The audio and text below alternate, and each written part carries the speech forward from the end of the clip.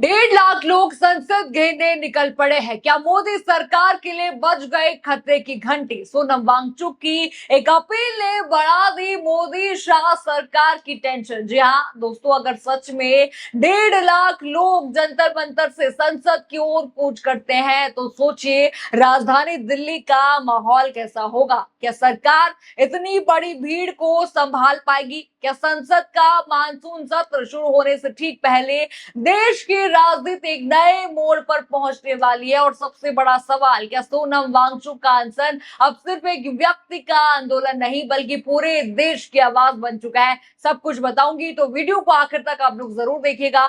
नमस्कार, मैं हूं राधा राणा और आप देख रहे हैं PRB। चलिए बढ़ते हैं आज की बड़ी खबर की ओर। सबसे पहले आपको बता दें कि 20 जुलाई से संसद का मानसून सत्र शुरू होने जा रहा है। ऐसे दिन संसद मार्च का ऐलान सोनम वांगचुक कर चुके हैं। ऐसे में अब जो जानकारी यहाँ पर सामने आई है उसने सियासी गलियारों में हलचल मचा दिया। खासकर मोदी शाह खेमे में यहाँ पर हलचल मच गई है। जरा ये पोस्ट आप स्क्रीन पर देखिए, ये ट्वीट है कॉकरोच जनता पार्टी का। जरा ट्वीट पर आप गौर से नजर डालिए। सीजेपी की तरफ से दावा किया गया कि 20 जुलाई को होने वाले संसद मार्च के लिए अब तक करीब 1.5 लाख लोगों ने अपनी उपस्थिति दर्ज करा दी है। आप देख रहे होंगे ये आंकड़ा 1.5 लाख है। पोस्ट में लिखा गया है कि अगर आप भी इस मार्च में शामिल होना चाहते हैं तो दिए गए नंबर पर मिस कॉल देकर अपनी अटेंडेंस दर्ज करा सकते हैं।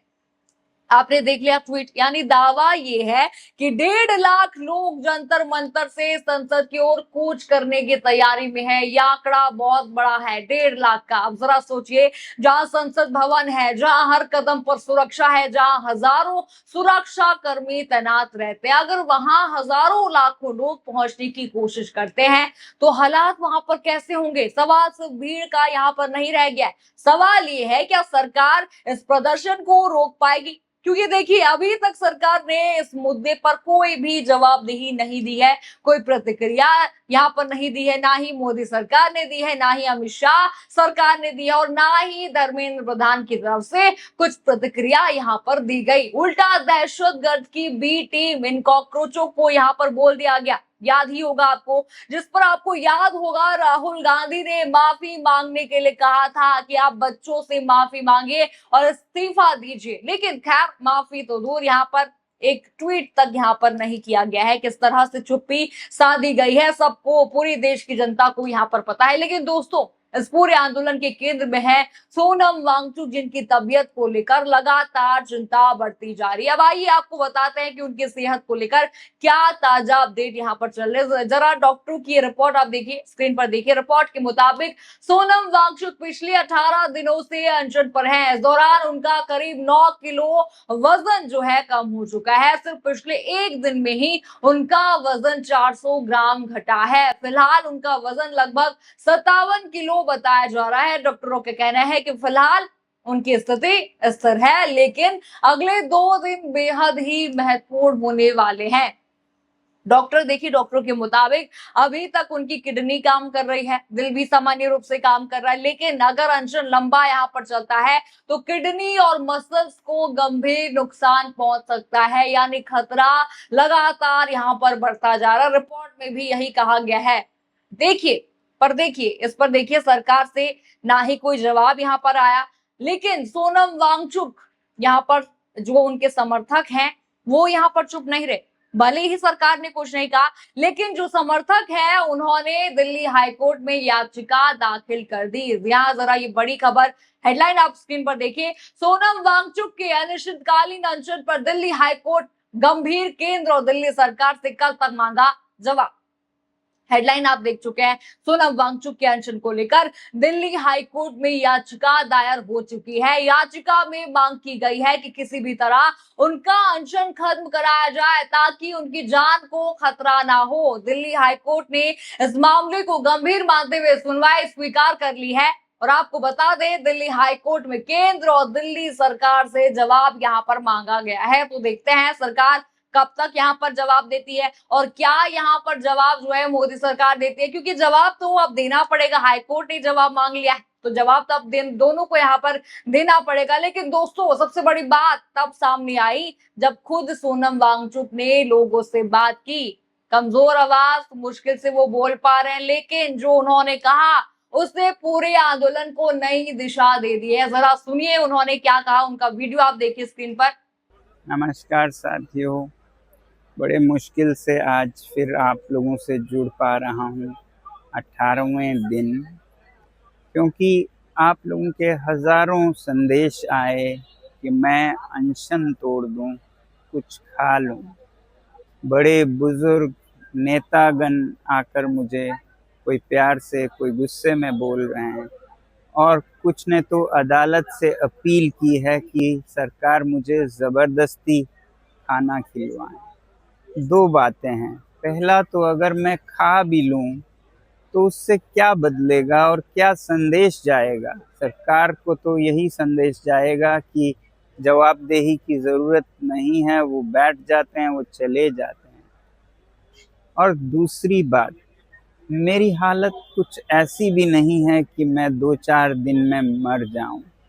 बहुत सारे मेडिकल टेस्ट होते रहे हैं, रिजल्ट्स काफ़ी नॉर्मल है 18 दिन के अनशन के लिए। आज ईसीजी भी हुआ, बुरा नहीं है, तो इसलिए मैं अभी कई दिन चल सकता हूँ। हाँ, कमज़ोरी है, मेरे मसल्स ख़त्म हो रहे हैं, मगर मेरा दिल और कोर अभी भी ठीक चल रहा है। तो इसलिए सिर्फ अनशन तोड़ने को कहने के बजाय मैं आप लोगों से विनती करूंगा कि आप भी एक छोटा कदम उठाएं। 20 जुलाई को इतनी बड़ी संख्या में आएं।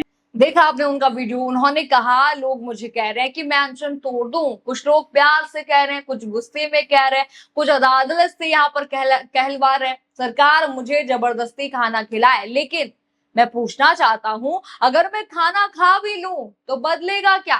उन्होंने आगे कहा अगर मैं आज अनशन खत्म कर दूं तो सरकार को यही संदेश जाएगा कि जवाबदेही की जरूरत ही नहीं है। और फिर उन्होंने साफ कहा मेरी हालत अभी ऐसी नहीं है कि मैं 2-4 दिन में मर जाऊं। मेडिकल टेस्ट सामान्य है, कमजोरी है, मसल्स भले ही खत्म हो रहे हैं, लेकिन मेरा दिल अभी भी ठीक से काम कर रही है, वो कह रहे हैं। लेकिन इसके बाद जो उन्होंने अपील की वही सबसे बड़ी खबर है। सोनम वांगचुक ने कहा 20 जुलाई को जितनी बड़ी संख्या में हो सके लोग संसद मार्च में शामिल हो। उन्होंने छात्रों से भी अपील की कि स्कूल, कॉलेज और विश्वविद्यालयों के छात्र भी आए और लोकतंत्र को करीब से आप लोग समझें। उन्होंने कहा उस दिन लोकतंत्र का एक ऐसा पाठ पढ़ने को मिलेगा जो किताबों में नहीं मिलता। और आखिर में उन्होंने लोगों से कहा अगर आप आ सकते हैं तो दिए गए नंबर पर मिस कॉल देकर अपनी मौजूदगी जो है दर्ज कराइए। देख चुके हैं आप, भले ही उनकी हालत कैसी है पूरे देश को यहाँ पर पता है, जानता है पूरा देश उनकी हालत, वो चलने लायक भी अब नहीं, सही से चल भी नहीं पा रहे, लेकिन वो पीछे हटने के मूड में यहाँ पर बिल्कुल भी नहीं है। साफ उन्होंने कह दिया कि 20 जुलाई को संसद का घेराव करने वाले हैं, वहां पर शांतिपूर्ण प्रदर्शन करेंगे और लोगों से भी अपील करें कि आप लोग जो है आइए। ये उन्होंने यहाँ पर कहा दी कि आपको पता ही है राहुल गांधी विपक्ष वैसे भी अंदर जो है मानसून सत्र जिस दिन यहाँ पर चलेगा 20 तारीख को, उसी दिन घेरेंगे, अंदर घेरेंगे। कई मुद्दे यहाँ पर चल रहे हैं, आपको देखिए याद होगा राम मंदिर का मुद्दा चल रहा है, पेपर लीक तो चल ही रहा है, घोटाले लगातार यहाँ पर मोदी सरकार में हुए, तो वो सभी मुद्दों पर विपक्ष वैसे भी अंदर से संसद में जो है भाजपा सरकार को एक के बाद एक घेरेगा ही। पर आप देखिए अगर ये संख्या सच है 1.5 लाख, अगर 1.5 लाख लोगों ने बाहर से जो है संसद को घेरा तो मोदी सरकार के लिए मुश्किलें यहाँ पर बढ़ सकती है, क्योंकि 1.5 लाख की संख्या कम नहीं होती, चाहे कितनी भी फोर्स हो। यहाँ पर 1.5 लाख लोगों को रोकना मोदी सरकार के लिए भारी यहाँ पर पड़ सकता है। अब सवाल यही है अगर सच में 1.5 लाख लोग आने की कोशिश करते हैं, अगर संसद सत्र के पहले दिन इतना बड़ा प्रदर्शन होता है, अगर सोनम वांगचुक का अनशन इसी तरह जारी रहता है, तो क्या सरकार पर दबाव और बढ़ेगा, क्या बातचीत का रास्ता निकलेगा या फिर टकराव और तेज होगा? इन सभी सवालों के जवाब आने वाले 2-3 दिनों में सामने आ सकते हैं। आपके इस पूरे मामले पर क्या राय है? क्या सरकार को बातचीत यहाँ पर करनी चाहिए? क्या सोनम वांगचुक को अनशन जो है समाप्त कर देना चाहिए? और क्या आपको लगता है कि जो है 1.5 लाख लोगों की संख्या को मोदी सरकार यहाँ पर जो है रोक नहीं पाएगी? आपको जो भी लगता है हमें कमेंट सेक्शन में अपनी राय जरूर बताइए। खबर आपको पसंद आई हो तो वीडियो को लाइक करें, शेयर करें और चैनल को सब्सक्राइब करना बिल्कुल मत भूलिएगा और बने रहिए पीआरबी के साथ। धन्यवाद।